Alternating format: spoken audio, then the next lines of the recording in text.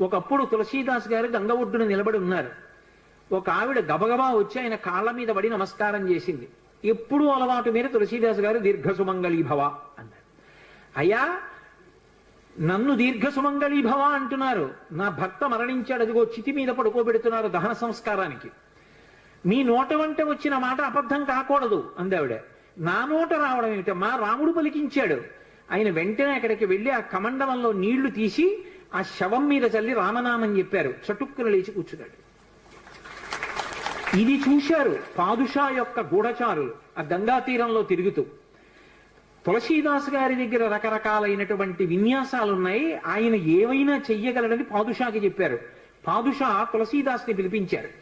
పిలిపించి నువ్వేమిటో చచ్చిపోయిన వాడిని బతికించావుట, ఏవి కొన్నటువంటి వింత చేష్టితములు చెయ్యన్నారు. తులసీదాస్ గారు అన్నాడు, వింత చేష్టితములు చేయడానికి నేను గారడివాణ్ణా? కాదు, రాముడు నన్ను పనిముట్టుగా అనుగ్రహించాడు, అది రామానుగ్రహం అన్నాడు. అంటే నేను చెప్పిన మాట పాటించట్లేదు కాబట్టి కొరడాలతో కొట్టండి అన్నాడు. అంటే అప్పుడు హనుమాన్ చాలీసా చేశారు తులసీదాస్ గారు. కళ్ళు మూసుకుని హనుమని తెలుసుకుని హనుమాన్ చాలీసా చేస్తుంటే భటులు వచ్చి కొరడాలు పట్టుకుని కొట్టడానికి పైకెత్తుతున్నారు. ఆశ్చర్యం ఏమిటంటే ఆ రోజున పాదుషా కోట అంతఃపురం అంతటా పెద్ద పెద్ద కోతులు వచ్చి ప్రతి సైనికుడి చెయ్యి పట్టుకున్నాయి కదలకుండా. పాదుషా భయపడిపోయి సింహాసనం దిగి కిందకొచ్చి తులసీదాస్ గారి కాళ్ళ మీద పడ్డాడు. అప్పుడు ఖచ్చితంగా పూర్తయిపోయింది హనుమాన్ చాలీసా.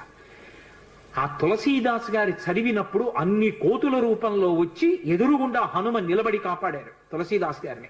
అందుకే అప్పటికీ ఇప్పటికీ ఎప్పటికీ కూడా హనుమాన్ చాలీసాకి అంత శక్తి.